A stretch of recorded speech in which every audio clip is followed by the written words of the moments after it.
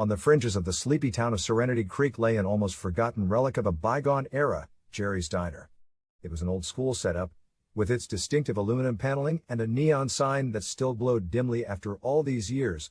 The place stood isolated and out of place amidst the encroaching wilderness that had begun to reclaim the edges of the two-lane highway.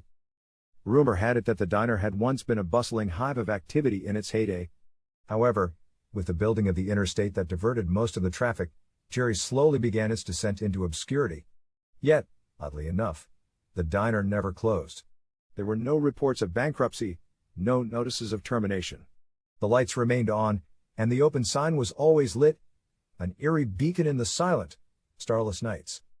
This was peculiar, yes, but what truly chilled the marrow in your bones were the whispers that floated around town. Every now and then, a weary traveler or a reckless daredevil would be drawn to the beckoning lights of Jerry's Diner. They'd share tales of strange occurrences, of food served cold, yet bearing no trace of being refrigerated, of the jukebox that played tunes from vinyl records that hadn't been made for decades, of the oddly ageless waitress who seemed caught in a time warp. And then, there was the most unsettling story of all, that of the man in booth 9. A tale passed from one terrified patron to another claimed that anyone who glanced into the mirrored surface of the booth would see the reflection of a man. He was always sitting there, back towards them, wearing a worn-out trench coat and a gray fedora. As the story went, if you dared to look directly at the booth, it would be empty. A college student, Chris, who had ventured into Jerry's on a dare, came back with a haunted look in his eyes. He said he had seen the man. He'd made the mistake of looking at the booth through the mirror. That night Chris had an accident. His car swerved off the road and crashed into a tree. He survived, but swore he saw the man from booth 9 in his rearview mirror just before he lost control. There was a chilling regularity to these tales. Those who claimed to see the man were inevitably drawn into some sort of accident or misfortune. It was as if the very act of acknowledging him invited a curse that seemed to originate from that forsaken diner on the outskirts of town. No one could explain the phenomenon. The skeptics argued hallucinations due to fatigue. The believers whispered about trapped spirits and cursed grounds. But no matter the belief, all agreed on one thing: something was deeply, deeply wrong with Jerry's Diner. Despite the bone-chilling tales, an inexplicable curiosity pulled at the townsfolk. Some said it was a siren's call luring the unwitting to the rocks of their doom.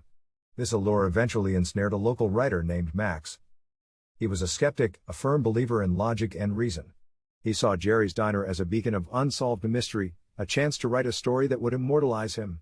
Max packed his gear, kissed his wife goodbye, and headed to Jerry's with a grim determination. He spent hours at the diner, documenting everything meticulously, from the menu items stuck in the 60s, the peculiarly antique jukebox, to the ageless waitress. He cautiously observed booth 9 through the mirror, noting the reflection of the mysterious man. His heart pounded in his chest, but he forced himself to keep calm, convincing himself it was nothing more than an optical illusion. As the night wore on, Max decided it was time to confront his fear. In a final act of defiance, he strode towards booth 9. He was greeted by an empty seat. He let out a sigh of relief that quickly turned into a nervous laugh. A shiver ran down his spine as he realized that he had been swept up in the town's superstition. He took a seat and called it a night, pulling out a notepad to jot down his final thoughts. The next morning, Serenity Creek woke up to the news of Max's sudden demise. His wife found him at his desk, a look of pure terror etched on his face, his unfinished notes clutched in his hand. The local sheriff, a man who had grown up hearing tales of Jerry's Diner, felt a chill run down his spine as he read Max's last scribbled words: "Booth 9 is not empty." News of Max's death sparked a town-wide panic. People started to avoid the route passing by Jerry's Diner. They feared even a fleeting glance could invite the curse upon them. As the diner's malevolent reputation grew, so did the mystery surrounding the man in booth 9. The story of Max's confrontation and the horror it brought took root, casting a darker shadow over the town. Eventually, a sense of grim resolution settled upon the town's leadership. It was decided that the diner should be torn down. The day the bulldozers arrived, a collective sigh ran through the crowd gathered at a safe distance. Everyone watched with bated breath as the monstrous machines advanced on the ill-fated diner. But as the first bulldozer approached Jerry's, it mysteriously malfunctioned.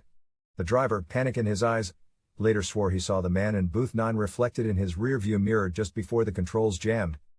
The diner remained standing, its unflinching existence a chilling reminder of the supernatural. People avoided the road that led to it, leaving it and the man in booth 9 to their eternal, spectral vigil. As years passed, the tales around Jerry's Diner grew, turning it into a legend, a creepypasta shared around campfires and whispered in hushed tones during sleepovers, a story of a cursed diner on the outskirts of a town that dared not sleep.